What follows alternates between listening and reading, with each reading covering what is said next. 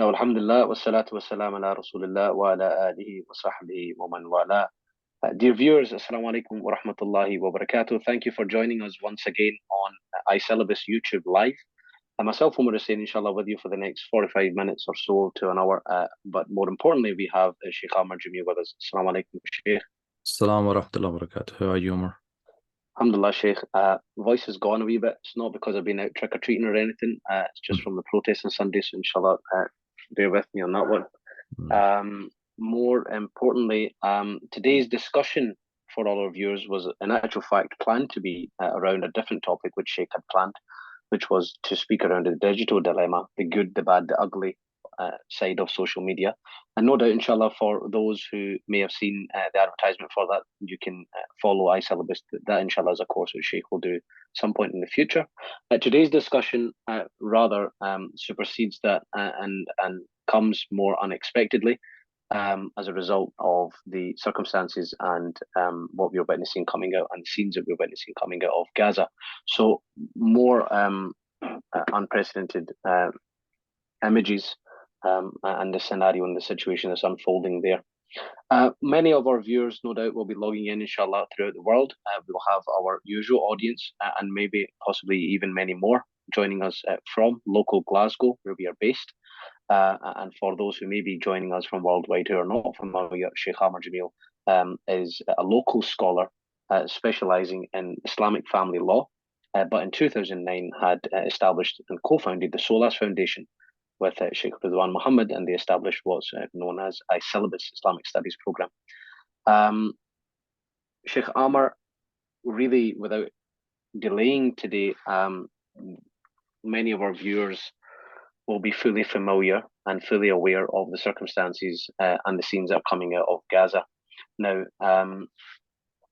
our title for today, Giving a Voice to the Voiceless, the Palestinian Plight on Social Media, inshallah, will focus on an aspect of social media, a part of social media, how we go about being on social media, what aspects and what part maybe we're playing on social media. But inshallah, we hope to address many more issues around just the current situation, how things are going at the moment, and how maybe being a Muslim in the West is going, living in the West in today's day and age, and the feelings that that's bringing about, and really how we should be conducting ourselves and how we go about everything. So there's lots of different questions that are coming in, Sheikh, and there's lots of different aspects to cover. But really to set the tone, and just a couple of points to mention, that every single one of us and majority of us and most of our viewers are watching these heartbreaking, aching scenes of our brothers and sisters being decimated in Palestine on a daily basis. And Muslims around the globe are raising their voices, and they're using different means, and they're using demonstrations, for example, and they're using online and different ways of trying to tackle the problem that's there. If I can maybe mention a couple of points, one thing that the community has always felt is that Muslims in general have always been represented wrongly. Have always been represented, to put it bluntly, portrayed as inhuman in one way, shape, or form. This has always been a big problem that we've always faced. So now, with the rise of social media, people feeling the need to go on and effectively portray to the dunya and depict to the world that we're not maybe what the media portrays us to be, as a part of the response, if I can put it that way. But if I can really begin today's topic then with a generic question, a more broad question for you. Is there a way for all the Muslims that are out there watching, and even non-Muslims, people that are affected by this, is there a way that we should be responding? Is there a correct way to be responding? So, alhamdulillah, wassalatu wassalamu ala rasulullah. So, as you said, Umar, the title is The Palestine Plight on Social Media, because obviously anyone that's on social media for the last few weeks, I imagine they've looked at and heard nothing else except for one topic, which is, on our Twitter feeds, on Instagram, whether it's WhatsApp going crazy with all the different groups. In fact, you can't even keep up with all the different videos and bits of information that are getting shared, and lots of things have come out of that. I mean, the whole social media aspect is something I've been looking into for a while, like the pros and cons. So obviously one of the arguments for the pro camp, you could say, for social media is that it can disseminate information which otherwise we would not get. So we can see, mainstream coverage of this, how it's very, especially in the Western media, it's very pro-Israel. And so social media in this context, in this particular, just on the Palestinian issue, has been quite powerful in giving a voice to the voiceless, which is our catch line for tonight. People who are besieged, but the fact that they've got, technology, they've got mobile phones, they're managing to get their voice out to the world, and it's getting amplified all over the world, and people are changing, their perception, or maybe if they were pro-Israel in the past, they've become a bit more neutral and saying, well, hold on a second, I think this is a bit out of hand now. So it has been successful to a degree in shifting public opinion, especially amongst non-Muslims. Okay, it's not shifting at a government level, but it's shifting at a kind of a more public level. So it has been used quite effectively, and people who ordinarily would not have been able to get their voices on the normal media are now using this as an alternative platform. Now, obviously, Facebook, Instagram, these other people are trying to close down that pro-Palestinian voice, but despite that, just the sheer numbers, you can't clamp down on everything. So it has been, in one aspect, especially this time round, people have managed to use it in quite a wise way. But like anything, there are pros and cons of social media. Overexposure is also one of them. If you overdo something, then it loses its appeal as well. If this is the thing with, you know this, I know this. There's certain people in my WhatsApp, whatever message they send me, I don't even open it because they overdo it. So if it's a charity, one particular individual I'm thinking of, charity appeals. So nearly every other day, it's a new charity appeal, but you just cannot keep up. So when it's overdone, when you overdo something, it starts to lose its power. So I think we have to be a bit wise here. I know emotions are running high. It's not easy to see our brothers and sisters suffering, across the globe, especially when a lot of them are children, and the pictures are just absolutely horrific. The images are horrific, and anyone who's a human being, not even a Muslim, but a human being, will be affected by that. But we have to, it's very important to be not despondent about these things. I remember when it first kind of came out and people were feeling down. In fact, it was one of my teachers, it was shared in one of the groups. He just said that a Muslim doesn't know despair. So we don't despair. That's not becoming of a Muslim. And he said, and he made a list of things that you can do, do this, do this, do this, do this, do this. And he said, just do something. Just do something. Everyone can do something. Even the person who's got absolutely nothing, has got 2 pairs of hands, can raise them to the skies, and this hadith about this, that that the people, there's some people who are close to God, and with the sincerity of their dua, they can change even destiny. Even destiny can be changed by dua. So we should never underestimate the power of dua, especially at nighttime, night prayers, making dua collectively. If the ummah is making dua for Palestine, that is something which we can all do, and we can do it all day, every day. And it's not just obviously Palestinians. There's a lot of oppressed people in different parts of the world, but at this time, the focus is obviously on Palestine. So I think all of us, we have to do something. Then the question becomes, well, what do you do? What do you do, right? And there's no right or wrong answer, like you were saying. So some people believe that protesting is the most effective way. Okay. Some people don't agree with that. Some people don't think that that's the most effective way. They believe that lobbying the government's more effective. So everyone's obviously got their own opinion, but you should do what you feel is beneficial, right? But dua is a universal. Every single person should be making dua. Every single person making dua. Then in terms of what other actions you can do, like I said, there will be different ways of looking at it.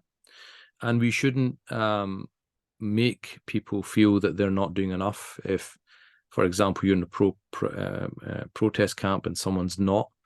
I mean, generally this time round, I think the protests have had an effect. Just seeing the images of so many people out all over the world. If anything, it's given people in Palestine, hope that there are people in the world that do care enough to protest. So in this situation, when there's mass protests everywhere, it has been quite useful to a certain degree. But we have to be, we can't be naive. There was 1 million people that marched for Iraq. It didn't stop the Iraq war. So we can't be naive as well in thinking that if we just protest, it's going to make, it's going to stop things. And we've seen that. I mean, look, at the moment, there's still no ceasefire. Yeah. And, there's so many people calling for a ceasefire, still no ceasefire. So, we do what we can. But remember, the end result is not in our hands, so whatever is within our capability, everyone can make dua, everyone can give sadaqah, charity, everyone can raise awareness in their own way, whether it's a work colleagues or whether it's on WhatsApp or whatever they're doing or they're protesting. But the thing is, we should, the end result is not in our hands. You're only obliged to do as much as you can, and then the rest is in the hands of God. Like sometimes when someone comes to me with a marriage problem or something, and it's something that I've learned over time, that people come and you feel really bad because you're witnessing a family, potentially disintegrating in front of you. You can see all the suffering, the human suffering. But when I'm dealing with that, I just have to say, look, I've done as much as I can. I've tried my best. I've given my advice. The rest is not in my hands. I can make dua for them. I can wish them all the best. But the end result is not with me, right? I'm just a human being. I've done my bit, and, whatever happens from now on, at least I can say to God, I did what I could. And remember, everything's happening with God's knowledge as well. So we have to keep that in mind as well. Just on that point, right? So much of the concerns that seem to be coming out from community, people that are viewing this firsthand, everybody that's consuming everything online, a big aspect of all of this is people beginning to be affected by what's being seen. Now, when I say being affected, I mean, for example, before you go to sleep, you're viewing horrific images. When you wake up, the first thing you see on WhatsApp before you even turn off your alarm is a whole host of videos and images. So against that background, people are physically being affected by it. And that's also leading in turn to feeling like they're not doing enough, or feelings of guilt, the fact that they get up and they carry on with their day, or they're still continuing to go to work. Whereas there's brothers and sisters and children and mothers that are being bombed to pieces. What advice do we give to people that are feeling those levels of anxiety and struggling to carry on with daily life? So I think, you have to, this is where you have to be wise as well. This is what I was saying, emotions are running high. What is the purpose of looking at, 1,000 images of children? One image is enough to know what's happening. We all know what bombing does. We all know that it kills people, it maims people, it injures people. And we're doing as much as we can. We're making dua, we're giving sadaqah, we're raising awareness, right? By me looking at these pictures, what benefit is it going to achieve, right? Apart from just, like you're saying, people are feeling helpless, right? The thing is, overdoing anything is not good for the person. And if that starts to affecting your personal life, in the sense that you you can't be there for your spouse, you can't be there for your children, you can't work properly. You have to ask yourself, is this what God wants from me? You know, the thing is, people, you know, in the past, what the difference now is that in the past, people knew there was things happening in the Ummah, but because of mass communication, they didn't know, like we do know today, the extent of it or the details.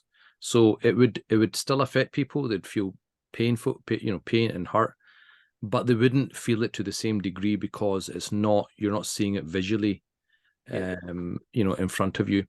So I think that's something to really keep in mind, that, well, what is the purpose? Because even the thing with sharing things, you have to ask, what is my purpose in sharing this? Why am I sharing this? Who do I need to get this message across to, right? For most Muslims, you know, they are going to feel empathy for Palestine. They are going to be making dua. They are going to be giving sadaqah. They'll be doing their own bit in their own way, but that's not really the people we need to be convincing or trying to change the narrative with. It's the non-Muslims, okay? So then you have to think, well, if I keep just sharing this to my Muslim contacts, what benefit is it apart from raising awareness amongst ourselves? It has to lead to some type of action.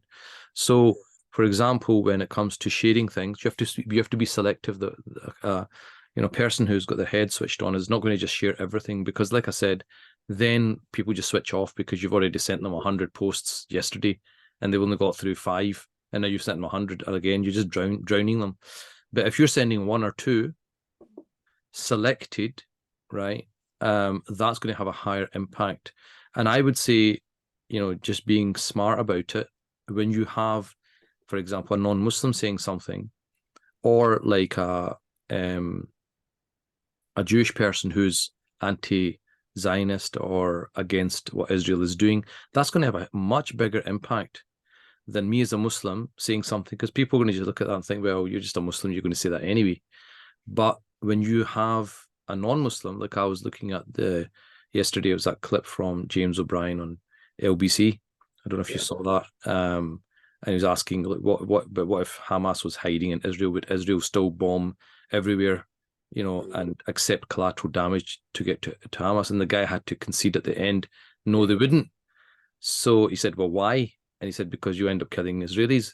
So he goes, well, and he had to admit, well, it's because Israeli life would be is higher, is higher in their eyes. So he just showed the hypocrisy. Now, if a Muslim tries to make that a point, it's a lot harder. But when a non-Muslim is doing it, it's a lot more impactful, and people are going to accept it more.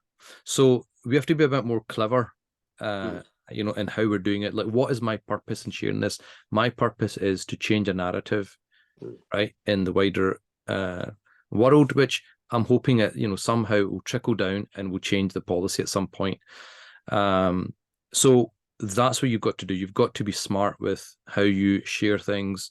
You've got to think, what is the purpose behind this, apart from just you know, making me feel better. Making me feel better is not going to help the Gazans, right? Make me feel better. It's not about me.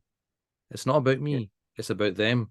So you have to think, well, what is going to benefit them, not what's going to make me feel better. That's a very selfish, nafsi, ego thing, right? So it's about, okay, this is happening. What is in my capacity that I can do that's going to benefit them? Dua is definitely going to benefit. The Prophet told us, dua silah al-mu'min.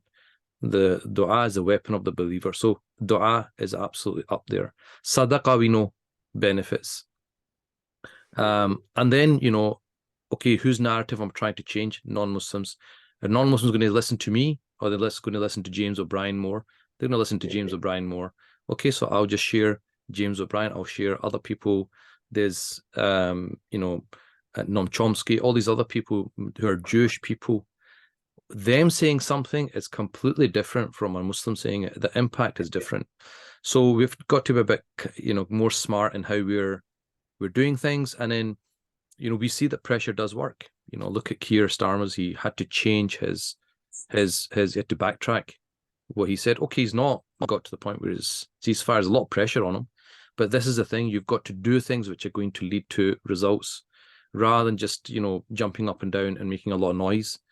makes you feel better, but doesn't actually in the long term achieve anything. And learn from, you know, I shared it was a video of a kind of Zionist lawyer who advises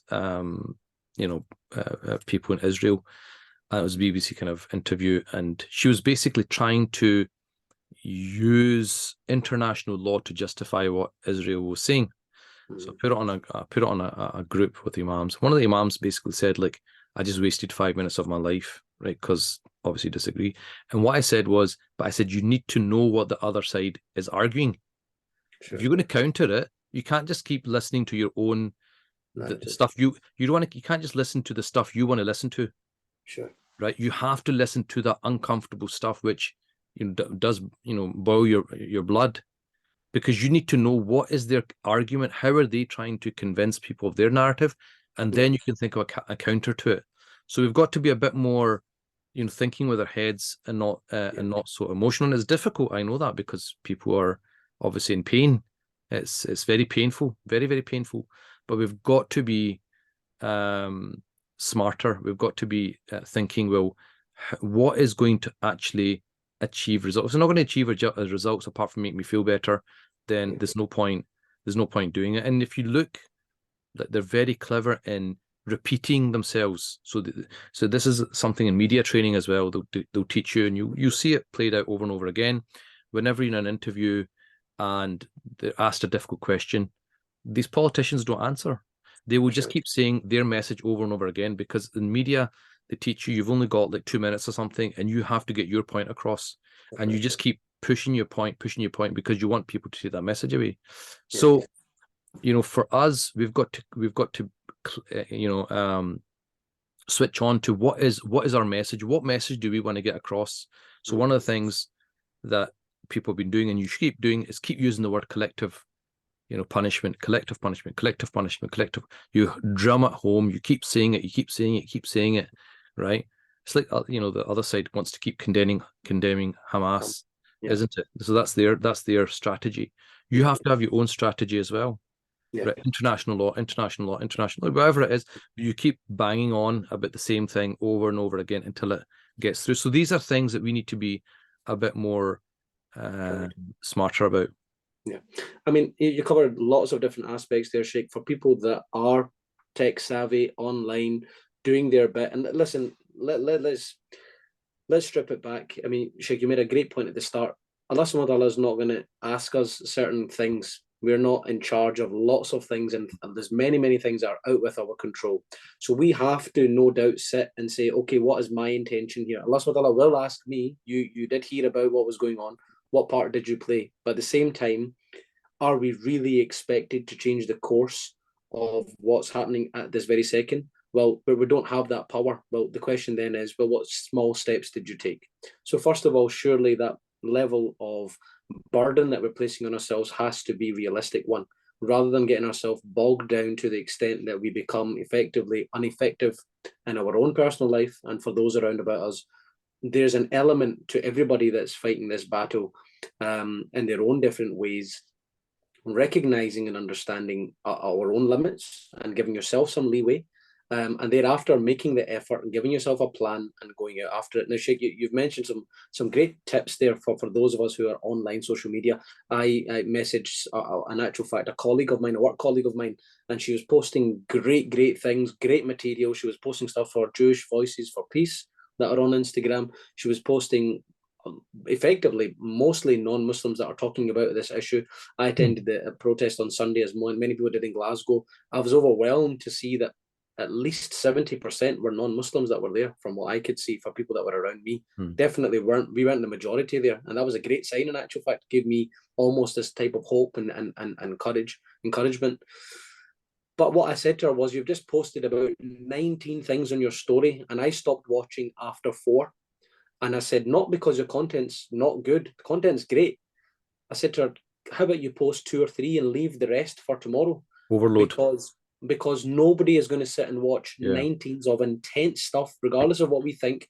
These are intense stuff. They're not the average viewer that's watching this doesn't feel as passionate as what we do about it.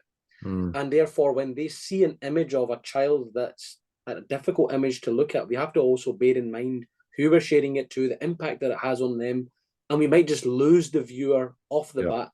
So I think you've made a great point there about we have to really get savvy with what types of stuff we are putting out to the world, because ultimately you have to ask, did I just be disturbed by watching that? Do I just want to make others feel uncomfortable because I feel uncomfortable? Is there am I going to gain something? I get it. People's intentions might be right.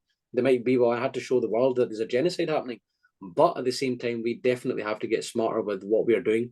Another aspect to that, Sheikh, that you mentioned, and I'll let you comment on all of these things I'm touching upon, is there's certain people feel the need. I mean, surely this is a time where unity is key, right? And the reason why I bring this point up is because I've seen people go onto social media calling out other people, calling out people that are on a platform, right? I'm certainly not an influencer, Sheikh. You've got, alhamdulillah, great following. You might come under the banner of influencing people.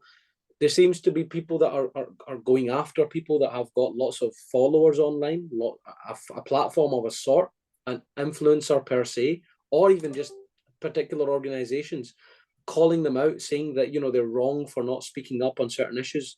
Now, again, you know, is this really a time for us to be bashing each other, you know, or is this really a time to focus on unity, coming together? And if you do have something to say, maybe saying to somebody behind closed doors, sending them a personal message, as opposed to going online to do that sort of thing. Is there any comment or guidance in that regard as well?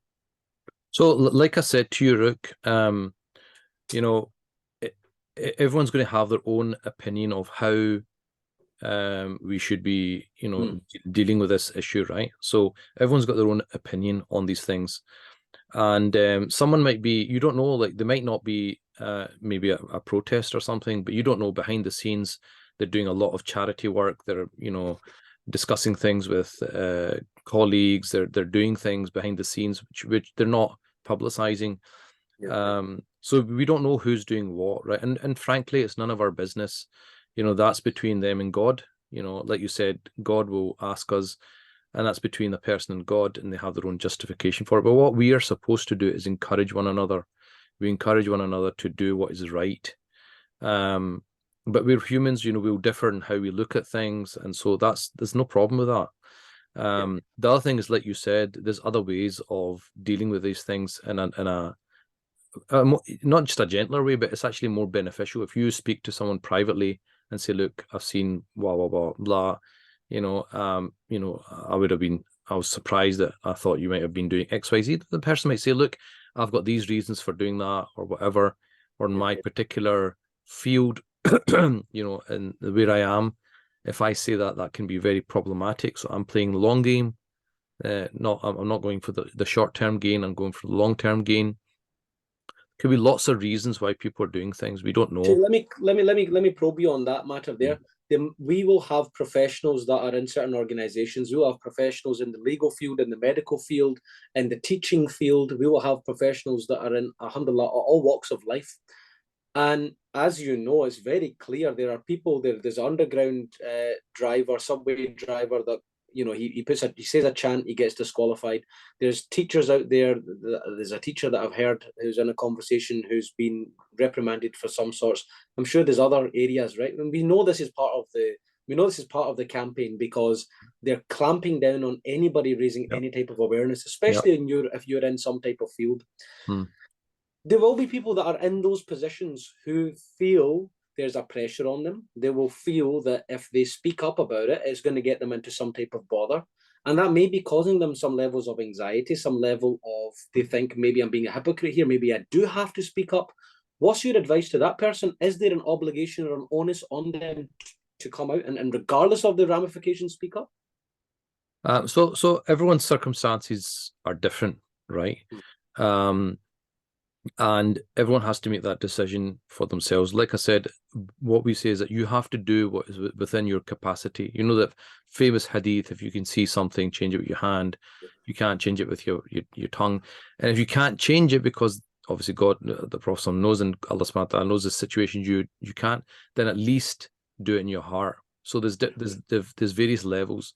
So they say that the first one, which is the hand, that's for people in authority. Right, that's the police. They can physically go and grab somebody. You can't. You do that, you'll get in trouble. Other people, they can speak out. So, and that's what's happening in these demonstrations. People are speaking out, social media, people are speaking out.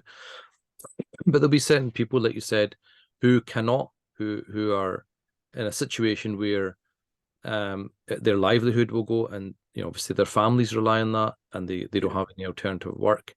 And that's not the point of it either. But this is what I was saying, that we have to get smarter.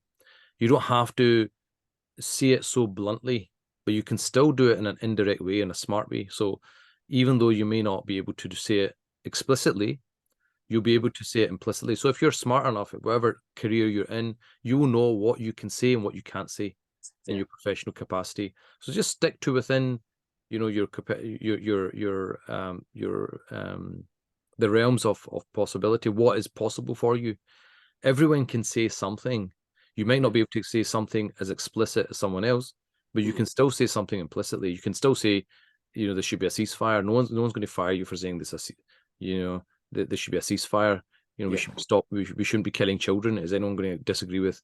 We shouldn't be killing children. The only people maybe get into trouble even for saying something like ceasefire, obviously, what's happened to some of the politicians, like that guy that got sacked from his government role. But he's gone back to the backbench. He can still do stuff. So in his situation, even calling for a ceasefire was problematic. But that's only really very specific people in politics and stuff.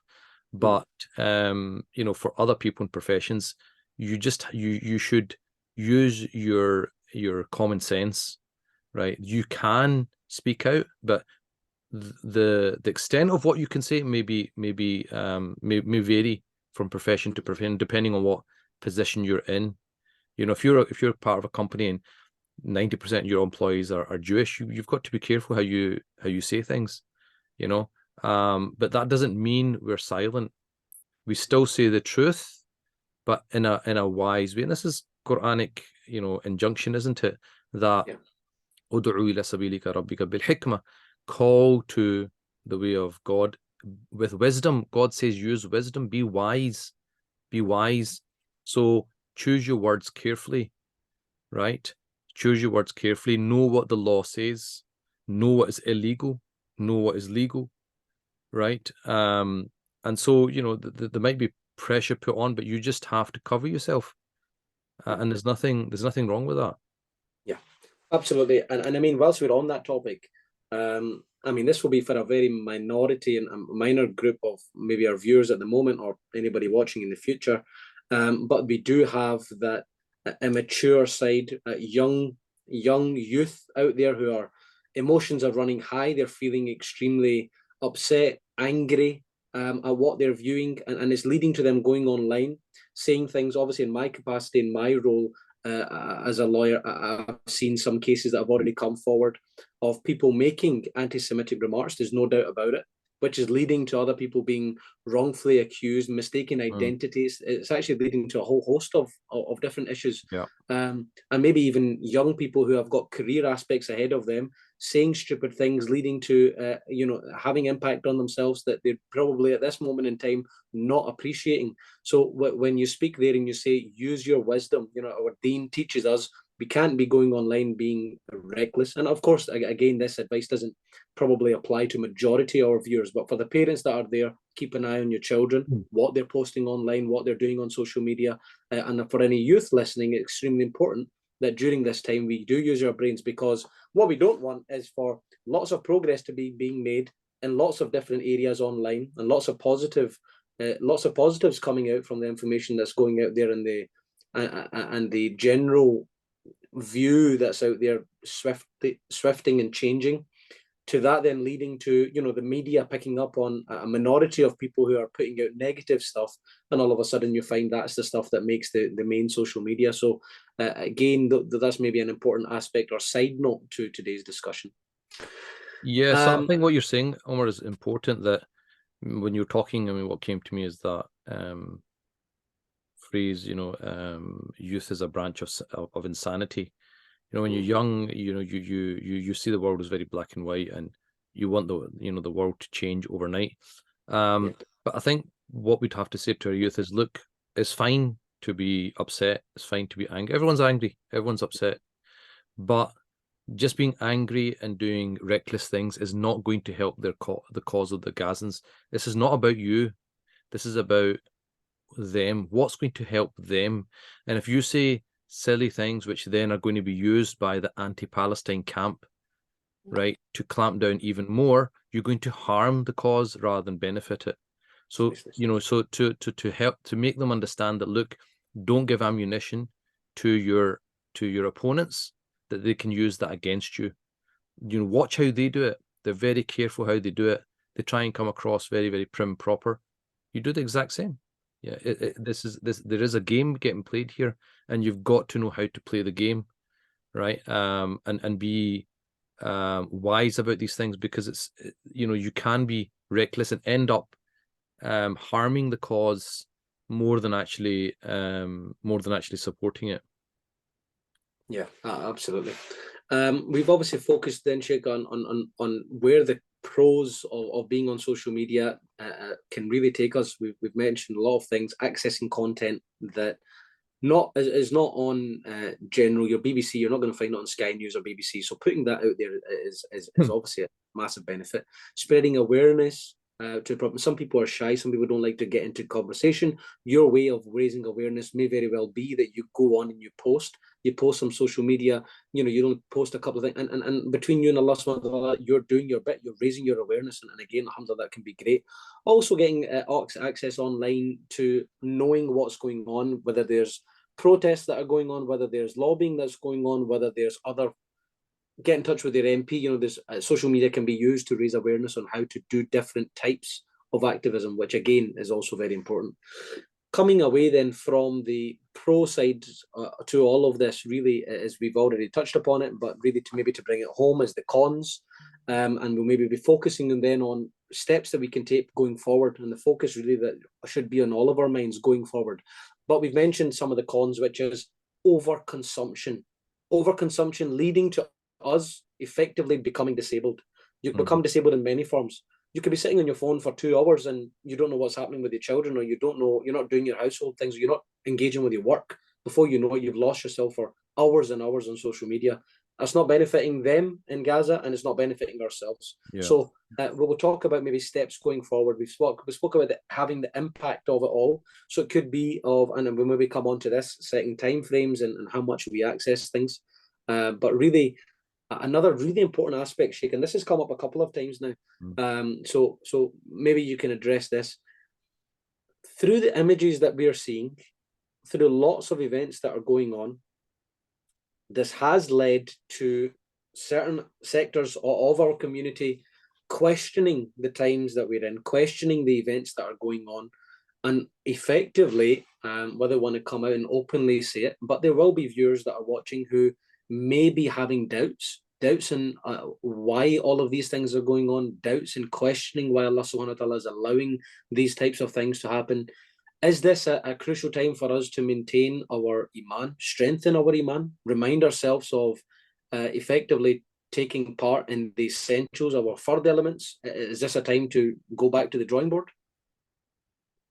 Okay, so I think whenever we have anything in life and we're a bit confused or we're a bit unhinged, we always go back to the Quran and we go back to the Seerah. Okay, and if you look at the Seerah, especially in particular the Makkah period, if you think when the Prophet ﷺ, how he must have felt when he couldn't protect his followers, and there was oppression, there was people getting killed, there's all sorts of torture going on, but the Prophet ﷺ was told you cannot retaliate. Now, that again, there's a lot of lessons in that. What was the Prophet ﷺ doing? He was doing what was in his capability. He didn't have the capability to fight back at that stage, right? So he got on with what he could do. And that's the thing. We have to get on with what we can do. We cannot change. You can't stop bad things happening in the world. Before Palestine, there was, there's still stuff going on. Kashmir, there's stuff going on all over the world. There's lots of bad things going on all over the world. But what we can do is we try our best. And as a minimum, we make dua for the oppressed. I think there's also, and I think that That's one thing. And I think also in terms of your question about why is God allowing this, right? I think what we have to understand is that, look, our understanding and knowledge of everything's limited, right? We don't know much at all. وَمَا أُوتِيتُم مِنَ الْعِلْمِ إِلَّا قَلِيلًا. You've only been given a small amount of knowledge, right?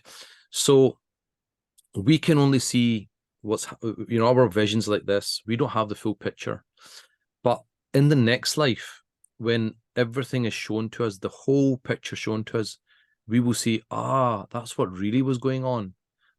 It's like right now, isn't it? Like people are saying, well, why are the powers doing whatever they're doing? There's lots of theories coming out. I just saw a video today that they want to make a canal instead of the Suez Canal. They want to take it through Gaza. That's why this is all about. Another guy was saying, no, it was because they made some trade deal with India, and there's going to go this like kind of thing going through Israel. It was going to. I mean, there's all sorts of theories of what's going on and why it's going on, what's really going on behind the scenes. So even that, a lot of people do not really know what's going on behind the scenes at the top level, and that's just in human capacity. So what about in terms of the real, like the real picture? If God showed you everything, really what's happening, you'd be like, okay, I can see what's happening here. Because remember, this is not the end all. This life is not the end all. We know we're in this world for a test. And we know we're going to be tested. People before us were tested. The Prophet, the Sahaba went through tests. The Ummah, look at the Ummah, has gone through tests. The Mongols, when they came, wiped out 10% of the world's population. Right? They thought that they were going to basically just wipe out the Muslims. Right? So and all sorts of butchery was going on. So things have been happening for a long time, over centuries, and we don't know the full picture. So, for example, like in Gaza, right, there's obviously a physical dimension to this and a metaphysical, right? The physical is obviously it's oppression. There's no shadow of a doubt it's oppression. We know this hadith, like the dua of the oppressed is accepted. So whatever dua these people are making, Allah's accepting it. Okay. But he'll answer it in a way which he will answer it for them in the best way. It might not be what they want. The other thing is, we're all going to live for a short period, and then we're going to pass. And the next life is forever. It's an eternity. The suffering that they're going through, and no doubt, is a huge suffering where we can't imagine what it's like. But God is just, and God will recompense them for that suffering. So whoever's died so far in Palestine, whoever's died, they are in a good place now, right? They're in a good place now. The suffering's come to an end. The suffering was for that short period of their life that they were on this earth. That suffering is gone, and now they have eternal bliss in their graves. We know that إنما القبر روضة من رياض الجنة أو حفرة من حفر النار. The grave is either a garden from the gardens of paradise or a pit from the pits of hell. So we know for their suffering, we know they're martyrs, right? And we also know in hadith that a martyr, when they see the reward, they will wish they could go back and be martyred over and over again, right? Because again, they see the full picture. We don't. We just see this, but they will see the full picture in the next life.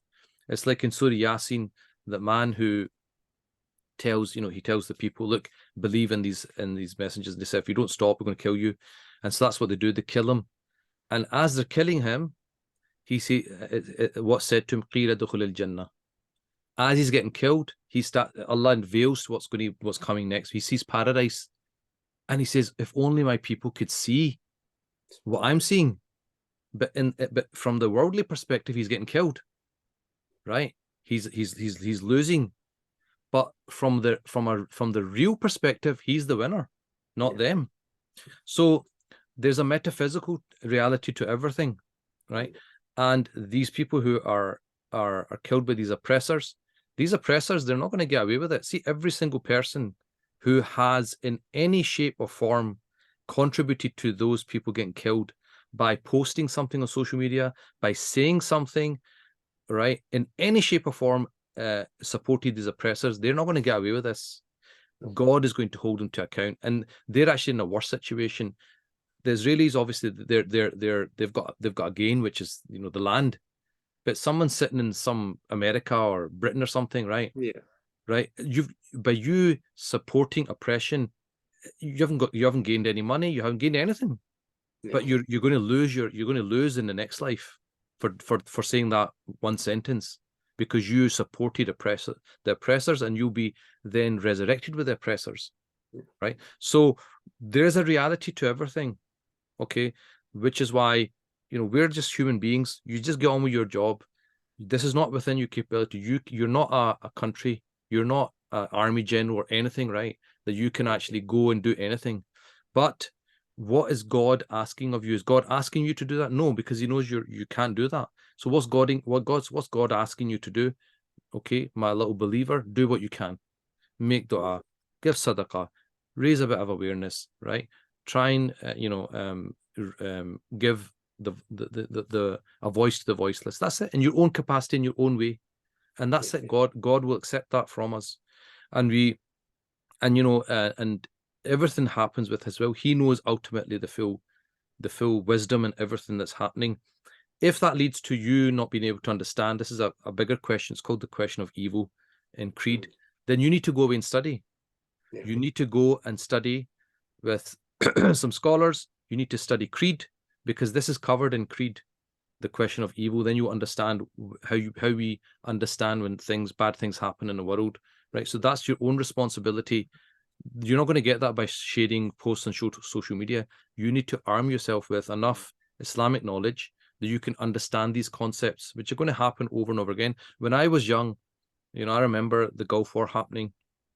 I remember the Kosovo war happening, and then obviously the 9/11 in Iraq and so on. So what I'm saying is, even in my life, I've seen these things happening. And when you're young, you do get enraged because you see oppression and you feel helpless. But the thing is, these things will happen again. This is not the last crisis. It will happen again. So you need to be able to understand, how you frame this in your mind, because it will happen again. You can't have a crisis of faith every time there's a crisis.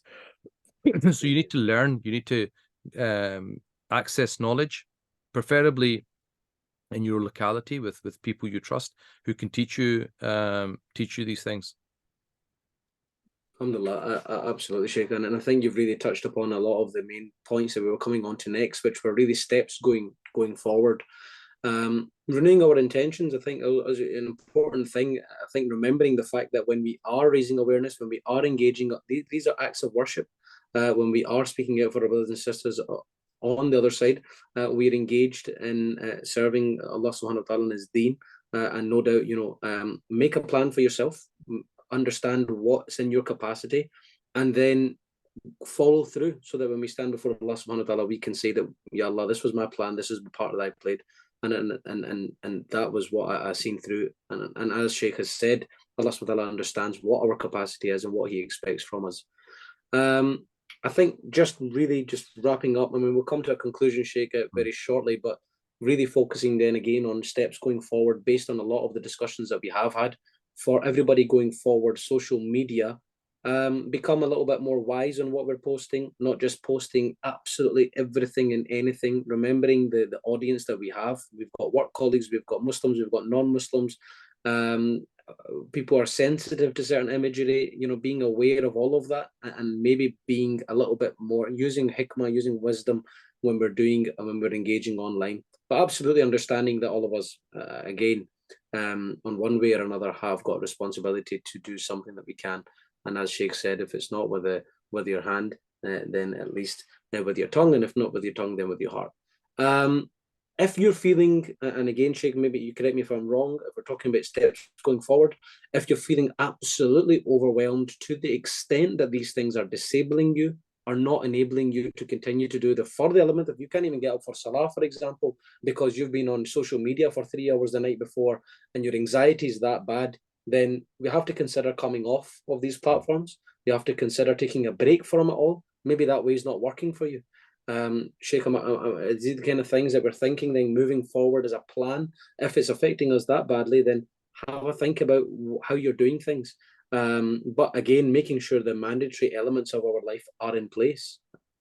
Yeah, if it's affecting you to that point, then you're not doing things correctly, because if you go back to the Seerah, despite what happens to the Prophet, despite what happens to the Sahaba, they don't fall apart.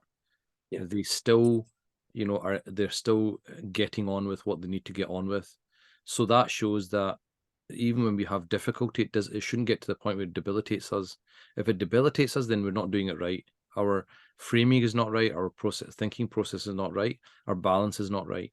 So I think that's a good point. I think also, just in case we miss it, but I think we have to be careful of language. Like you said, you have colleagues who might be Jewish, and they might be against this what's happening, and there are lots of Jewish people who are against Zionism, because Zionism is different from just being Jewish. Not every Jewish person is a Zionist.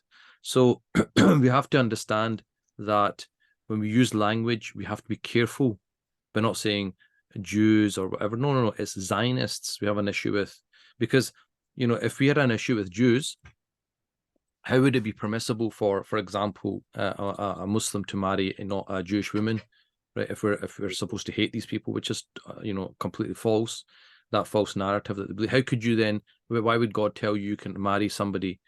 And marriage is based on love, right? So how could you love a Jew and you're supposed to hate them at the same time? It makes no sense whatsoever. So we're not against Jews, and our history shows that. When the Jewish people were persecuted, and they sought sanctuary under Muslim wings, and so we know this. And we should highlight. There was a little clip I saw today. He's a lecturer, a professor in America. He's got a really good. You've probably seen it. It's a really good lecture on Khalid bin Walid, and he's got another one, how Islam saved the West. And so someone had taken a little clip out of it.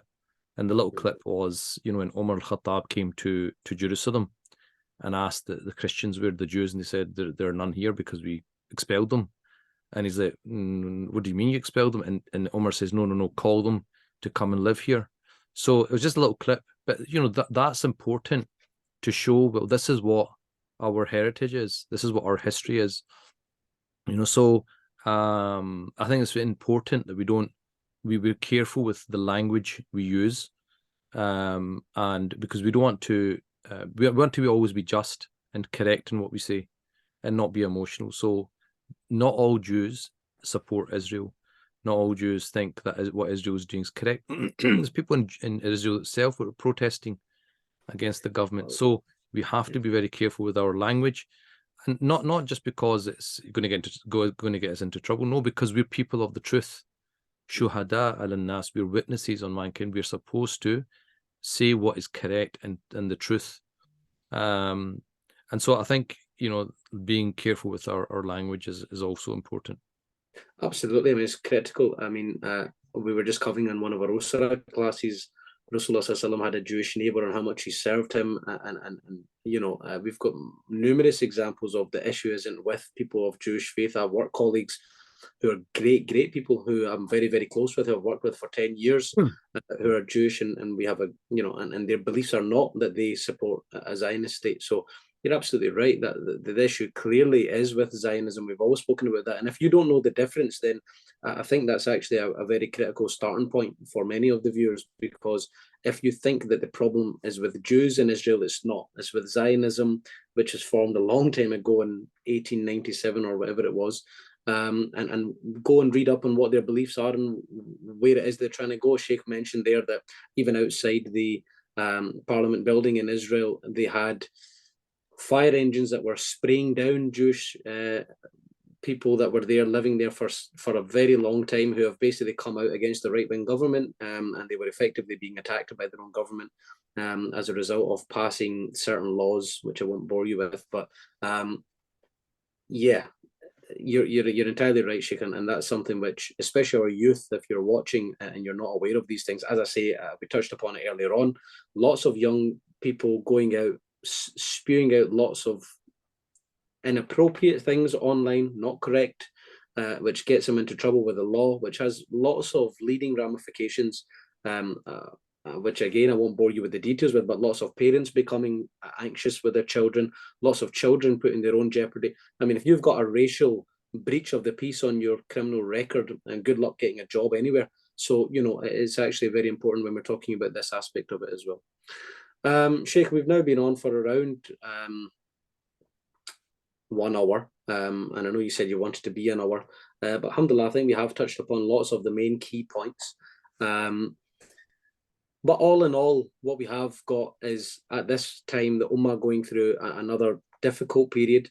Many people feeling, again, just struggling to cope with everything that's coming out, struggling to get on with the daily life, feeling guilty of some sort, that they are sitting within their homes, confined. And I think maybe this is a point that we haven't touched upon. Again, if Allah subhanahu wa ta'ala has chosen you to be sitting here in Glasgow or in the UK or in America, wherever you may be, then surely you're placed there also to play your role, a specific role that Allah subhanahu wa ta'ala wanted you to play where you are. It doesn't mean that we become disabled and where we are and effectively, feeling guilty for where we are. Allah subhanahu wa ta'ala knows exactly where we are, why He's placed us where We've placed us. And our responsibility doesn't just stop. The people of Gaza who are fortunate enough, or subhanAllah, who have got the opportunity they have, but at the same time are going through incredible difficulty that they're going. Allah subhanahu wa ta'ala knows what they're going through, and you've mentioned that already. But again, this reoccurring theme that seems to be coming through with some of the questions is this overwhelming feel of guilt that we are continuing to get up and get on with life as if it's normal, whereas our ummah, our brothers and sisters are going through what they're going through.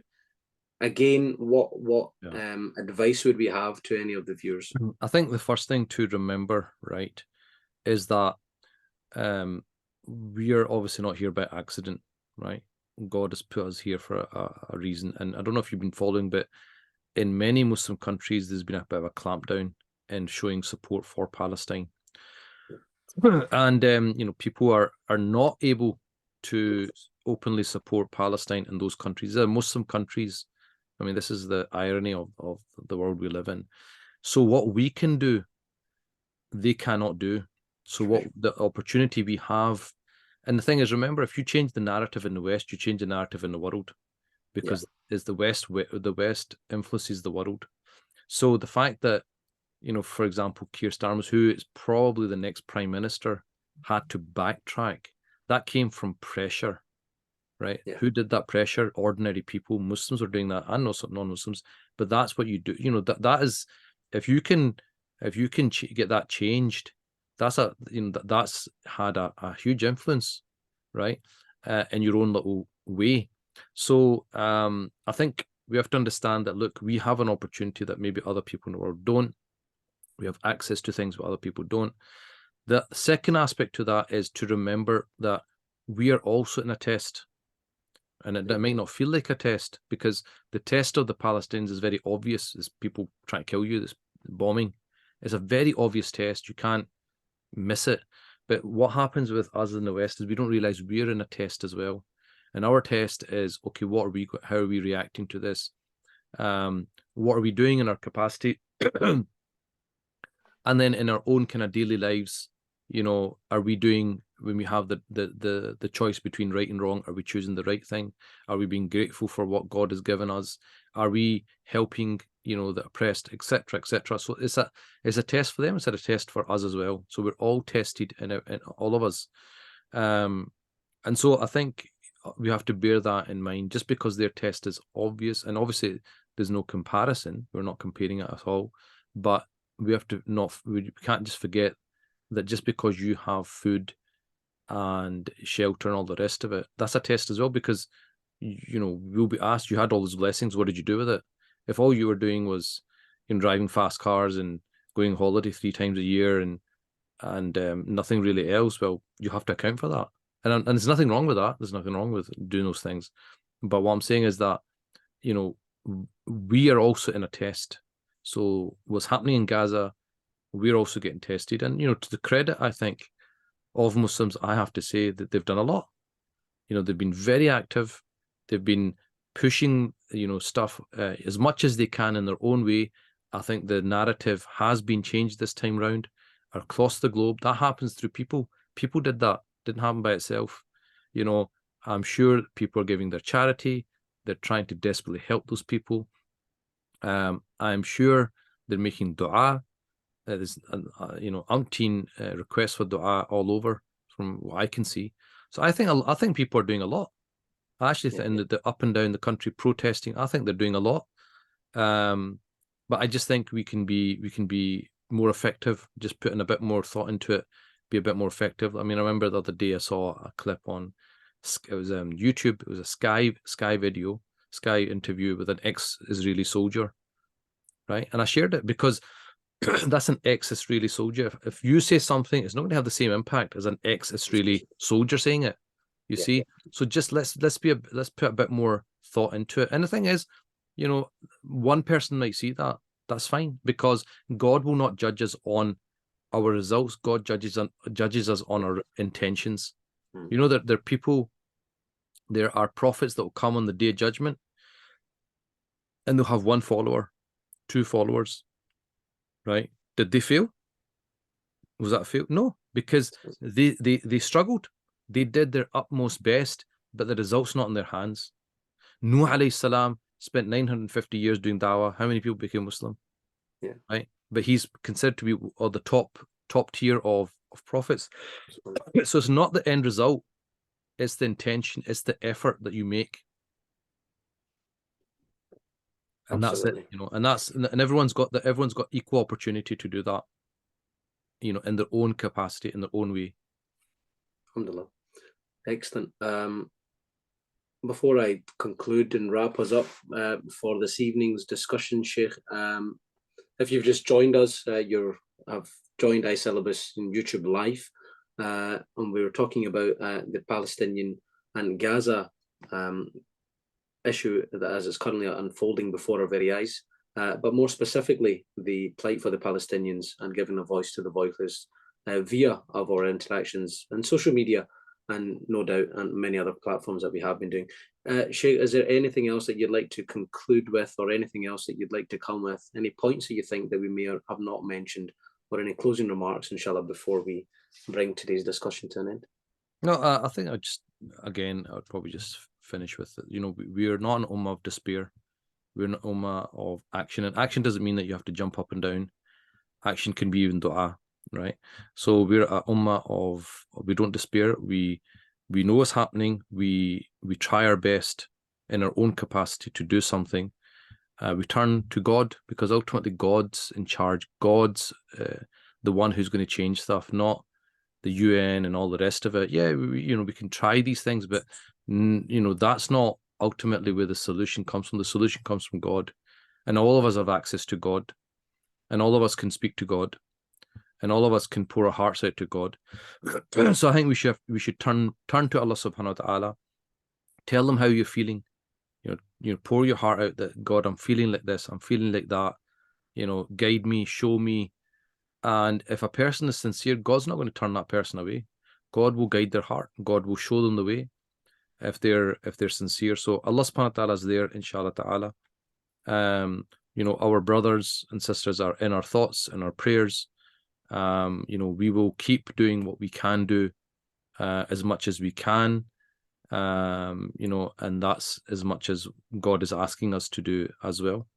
And always go back to the seerah of the Prophet ﷺ, see his life, how he went through those difficult times, how did he cope with it, what were the losses that he was experiencing all the time, but he kept going, because he knew what God is asking him about. It's not about what I want, it's not about what you want, right? It's about, what does God want from me in this moment? What's he asking me to do? And he's asking me to do what's within my capability. So, again, reiterating, dua, sadaqah, and raising awareness. These are the 3 things that we can all do, all of us in our own way. And we obviously pray and we wish the best for our brothers and sisters, inshallah ta'ala. Inshallah ta'ala. To our viewers, Jazakallah for joining us.